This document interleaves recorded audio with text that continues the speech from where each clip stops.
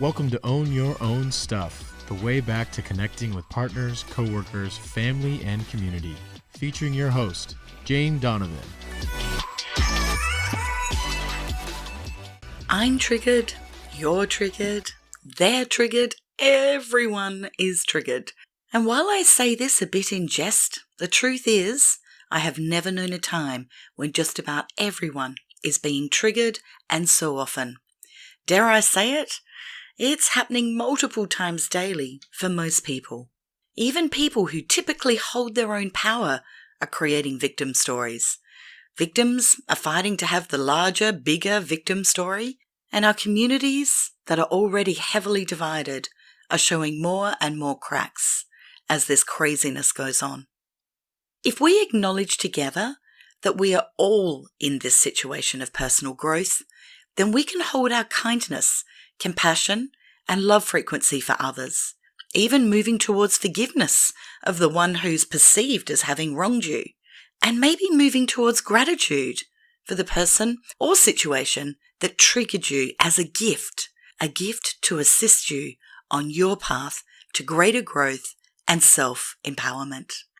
I guess also that this is just more of our ascension path to clear the negative and step into a higher vibration as much as possible. However, it all seems to be escalating very quickly. Even people with great emotional skills are struggling to remain stable. And so a reminder today of skills, tips and tools that perhaps we've forgotten, plus a dive into the subconscious mind to see how we can overcome quicker and quickly our triggers is today's show. My gorgeous guest today is also my best friend and one very talented and wise woman. Nikki Heuskes is a certified LifeLine Practitioner, a registered Kinesiology Practitioner, and an Emotions and Metaphysical Kinesiology Practitioner and Instructor. I start by asking Nikki, how can we help people when they are right in the middle of being triggered, perhaps even in a group or public setting? I feel like the very best thing that we can do for ourselves in those moments is to catch ourselves in the trigger. And I think the easiest way and the best way to do this is to, in that moment, firstly recognizing that we're triggered and then being able to pause and tune into our bodies and find out what it is that we're actually feeling in that moment, because that is the key to understanding how to kind of navigate through the subconscious pattern of reaction that will undoubtedly be in that moment. Okay, let's use an example, shall we? Let's say that we're driving in our car and we are triggered in the moment because somebody's cut us off. And that person cut us off and they've driven away and there's nothing that we can do about what has actually just occurred. That person's on their way, but I'm sitting in this moment in a state of anger. You know, I'm triggered, and so I'm feeling really angry and I want to get angry at that person, and I'm holding on to a negative energy field right now. The main thing that we can do in that moment is to go, okay, what am I really feeling? I'm feeling angry. Maybe I'm also feeling a little bit of fear because, the person cut me off and there was a moment where I held my breath and I feel like we might have had an accident and there wasn't a collision. However, there might as well have been based upon my response in that moment. So pause. What am I feeling? I'm feeling really angry. I'm also feeling a bit afraid, and where do I feel that in my body? I feel it in my chest and my stomach area. So if we can tune into the feeling at where it is and what that feeling feels like and give it a name, then we can process what just happened a lot easier, because then we go, okay, I'm feeling fear, I'm feeling anger. And then I like to do this thing called, it's part of the process called the see, feel, hear, which is something that I use every single day in my life. I use it in sessions with my clients as well. It's a part of the LifeLine technique by Dr. Darren Wiseman. It's called a see, feel, hear, and it is literally just that. If we can catch the feeling, see it, feel it, hear it, we can clear it. So we can literally do that so quickly. So I've got the emotion, I know I'm feeling anger, and I know I'm feeling fear. just quickly observe all of the times that I've seen seen the images or the memories of fear. Just think, oh, fear and anger, where does that take me? What can I see in my memory bank? What's in there? Oh, suddenly just thought about being left at school when I was a child and I didn't know if my mum was coming to pick me up. She was running late in traffic or whatever, right? So you can find that there are actually multiple other triggers on board in this moment, right? And so then it's got nothing to do with the car. Now I'm in that. And I can think about numerous moments, numerous memories where fear and anger take me. And then it's just a question of, okay, where am I holding that in my physical body right now? So then you can tune into your body and say, all right, okay, so I've seen it. I know there's a pattern here. I've been in fear and anger before. So where am I holding that right now in this moment? Well, I'm holding it in my stomach and I'm holding it in my chest. I do a little process where I just send that love, infinite love and gratitude to those memories that are being held in my body that aren't serving me in this moment. And so, because in this moment, my ability to access logic it's not available to me as easily because I'm in a subconscious pattern of reaction. So then if we can access where we're feeling the feelings, okay, I'm feeling it in my stomach and I'm feeling it in my chest, send it love. Now we can tune into the voice, right? Because we've got this voice that's constantly on repeat and it's subconscious in nature. So this is the voice of fear and the voice of anger in relation to this now moment. That's what I'm curious about. All right, when I tune into the voice of anger and fear, what does that want to say to me right now? And it's the first thing that comes to your mind. So for me in that moment, if I tune into it, oh, it's not safe out here. That's the first voice that comes to me. It's not safe out here. So just to repeat that back to yourself over and over again and just get into the loop. And eventually you hear how ridiculous that is, but you might have to do this in a couple of loops. We don't have to do the deep dive. You can just literally go, all right, I'm just going to observe, what am I actually feeling? Where is it being held in my body? What's the story around that? Is that my truth? Of course not. Would I ever choose to feel this way? Absolutely no way. It's so simple, and it is that simple. Just flip the story. And as soon as you change the way you're seeing this particular incident, then the thing that you're in will change. Inevitably, that's just what I absolutely know to be true in this now moment. Would I choose fear? Would I choose anger? No, there's nothing I can do about that. That person's on their merry way or whatever. They may not even have known that they cut me off. There could be a million stories. So all that matters is the one that I'm telling myself.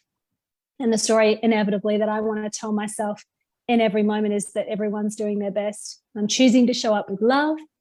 And so that's a really long answer, isn't it, in how to navigate a trigger. It comes down to we have a choice in how we show up. We can't always change what's happening, but we can change how we respond to it. And I think that's the very most powerful thing that we can all do for ourselves and for humanity. I feel the more we know ourselves, the more we become aware of our triggers, the more empowered we become to self-manage. And this, of course, leads to self-governance and the ability to deeply be happier and more engaging and connected with others. I asked Nikki, what is the subconscious? Okay, so the subconscious is effectively our mind. So we've got this brilliant thing that is our mind. It's 90 to 98% subconscious in nature, which means it's at best 10% conscious in nature. So the subconscious mind is made up of the automatic parts of ourselves. So all of the memories exist in this realm. It's like as a little person, we have learned at some point not to touch something that's hot. We've gone to touch it, or we've touched it and been burnt. And then there is a memory now that we've learned not to touch something that's hot. So there are so many subconscious memories that we're storing and we're holding on to that are so necessary for our survival. There's also the automatic responses such as blinking and swallowing and breathing. We don't have to think about these things. So it's amazing. We're so glad we've got this it's also the storehouse of memories and emotions, largely a lot of them unprocessed over time. And so it's that realm that I really like to work with, and just clear the subconscious patterns of beliefs that we've held onto about ourselves that are no longer relevant. When someone's told us something about ourselves, and this could be parents, it can be our educators, it can be the person down the street that looked at you in a strange way when you were small, and you took that and made a story out of it that is just not true, but somehow you've, your life experiences have reinforced that, but it's not true in any way. So that's why I love to deep dive down into understanding core limiting beliefs and changing that story. And we can only really do that by consciously going in and navigating or resetting the pathways through the subconscious, which is really cool. I also like to say to people to think about the subconscious as a computer. And that is that we buy a computer or a phone, and we've got this brilliant operating system, but it needs programs to run. And so we're just a bunch of walking programs, essentially, as humans. And when we don't use an app or a program anymore on our computer, we can just delete it.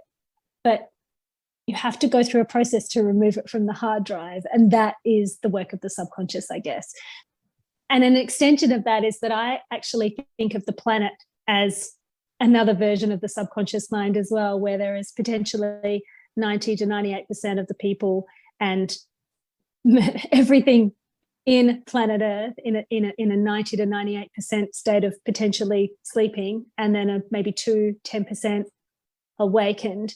Although I don't know about numbers, I'd like to say that I feel very strongly that we as humanity are accessing higher levels of consciousness now more than ever, and I wouldn't want to put a number on it. So even though I've regurgitated these numbers to you, I don't know if that's even true anymore. But I really feel confident and inspired by humanity waking up to higher levels of potential in the conscious realm. We create stories all the time, from triggers, from incidences, from things that are just occurring in our everyday life. And I know I see this a lot in the dating world, where people will create stories and there will be patterns. Often, unfortunately, the stories are victim ones, stories where we give our power away. So I wanted to ask Nikki for some examples about the subconscious in action. I understand that the subconscious mind, we can drill it in and go, all right, we get triggered every 6 seconds by our senses, right? So if we come from a sensory point of view, we've seen a color, we've smelt something, there's something that we've tasted, we feel something, so there's frequencies, there's sights and sounds and colors that are constantly triggering our subconscious. So let's say, go back to the car story. It was a red car and I'm so angry, but there's every chance that what's beneath that anger too is that there's a trigger in the color red. And so we can drill in and work with color to find out what's deeper, what the deeper story is around the car just now. What we tend to find is that whatever we're processing, whatever stories on board when we're looking at clearing our stuff, someone coming for a session is wanting to clear something, a stress. If we really want to own our stuff, we can drill in and find out that it's actually got nothing to do with the story that we've got on board. We always want to acknowledge it. I will always acknowledge 100% the story that's on board, but I don't want to stay there. And I would never encourage my client to stay there because it's an old story. It's past. Even if it happened 5 minutes ago, it's not in the now moment. In the now moment, we are consciously accessing something in our mind to gain clarity. So the best way to do that is to acknowledge the story in a very brief way and then go in deeper. So we can age recess. We can go back to different, I'm speaking a little bit about kinesiology here, but it doesn't matter what modality or any modality. It's really just knowing that in any moment that we are really holding on to a story, it has actually got nothing to do with that story as being the problem. That's a way in. We're conscious to set an intention to show up differently now, because you'll often find there's a pattern in there. So if we clear the pattern, or if we can recognize, even just recognizing there's a pattern here, I work with all sorts of people. I was working with a young person recently. I say young, she's in her 20s, early 20s.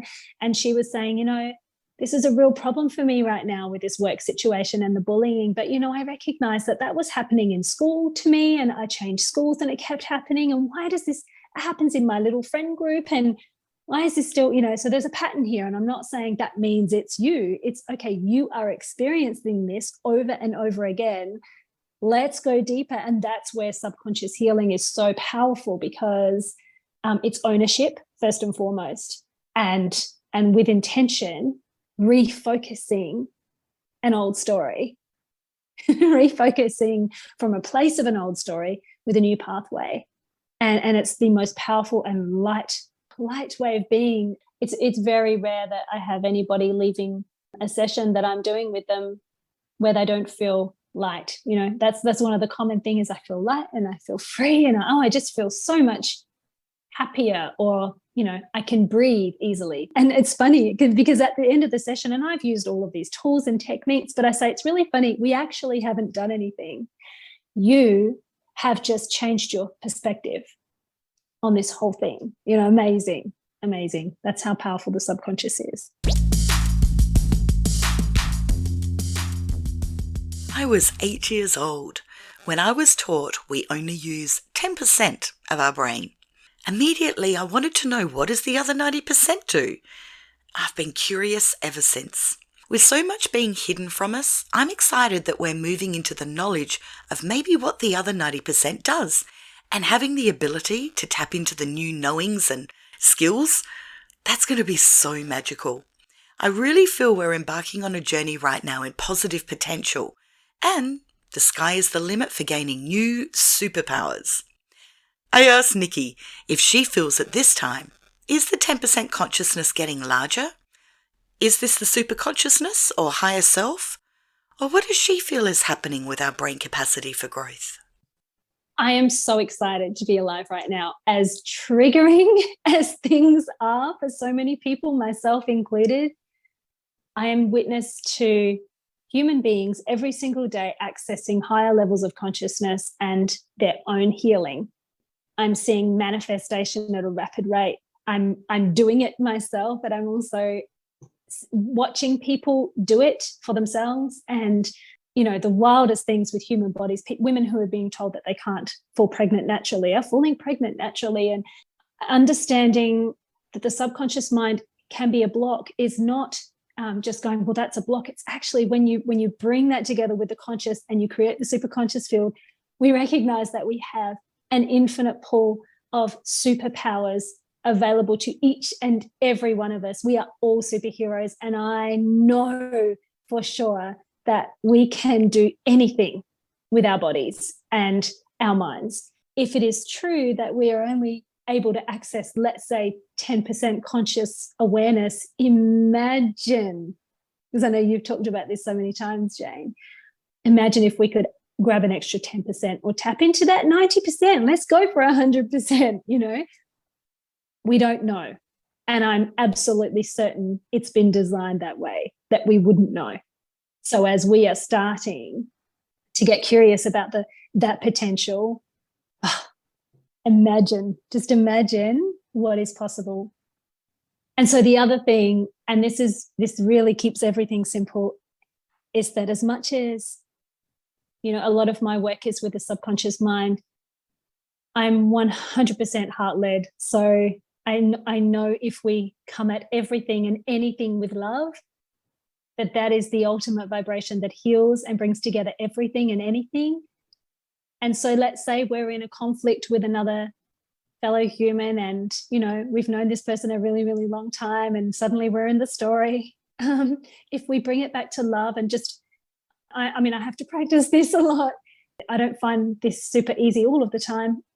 However, if we approach every single situation of conflict with love and just come from the viewpoint of absolutely assuming that every single person is coming from a place of love, right? That whatever they're choosing, as reactive as we may be, or as judgmental as we may be about their choice, that they are coming from a place of love, just assume it.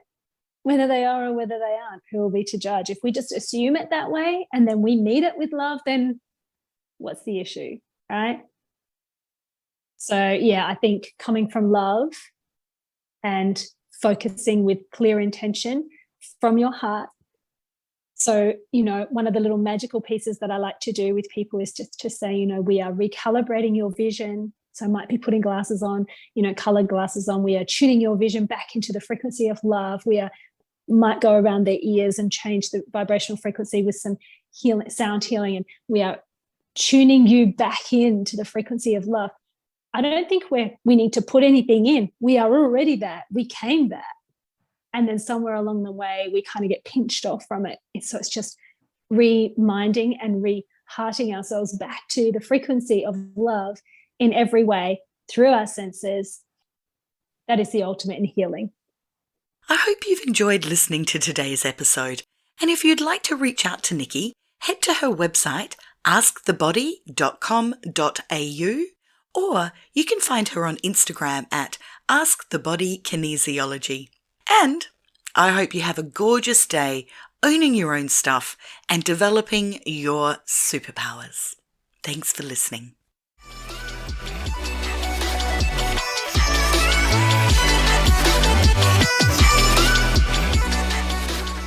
You have been listening to Own Your Own Stuff with host Jane Donovan. To connect with Jane, head to janedonovan.com.au.